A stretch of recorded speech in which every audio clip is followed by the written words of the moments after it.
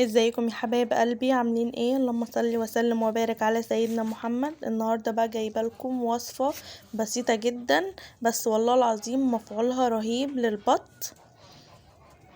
الوصفه دي مش هكلفك اي حاجه، المكونات بتاعتها موجوده في اي بيت. وهنا كنت بوريكم ان انا سديت الفتحات دي عشان الجو سقع خلاص، ولسه في فتحات تانية زي كل العيش اصلا متفتحه، فهكملها اقفلها يعني لان الجو سقع عليهم.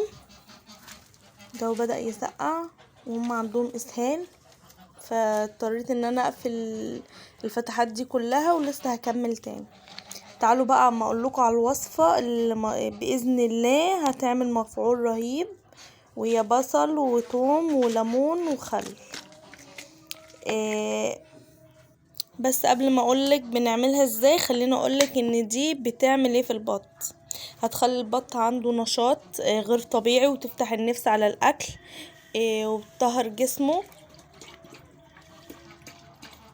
انا كنت مليت الجردل نص ميه، يعني ربعه كده ميه، وكملت عليه بالوصفه اللي انا عاملاها. ليمونتين كبار، معلقتين كبار خل، بصله متوسطه، يعني مش كبيره قوي ولا صغيره قوي، و4 فصوص توم مش كبار، يعني حلوين كده. وتحطيهم في الخلاط، تغسلي الليمون كويس وتحطيه بقشره، تحطي ده كله مع بعضه في الخلاط مع ميه. هتعملي الوصفة دي مرة كل اسبوع، يعني مش كل يوم، لان زي ما هي مفيدة فيها اضرار برضو. ما تكتريش الخل، لان الخل ممكن يهري الكبد عندهم. بتفتح النفس على الاكل. الثوم والليمون بيخلي البط عنده شهية عالية جدا، خصوصا في الجو اللي احنا فيه ده. وده كان الاسهال بتاعهم البني، ده فيه اسهال مية خالص.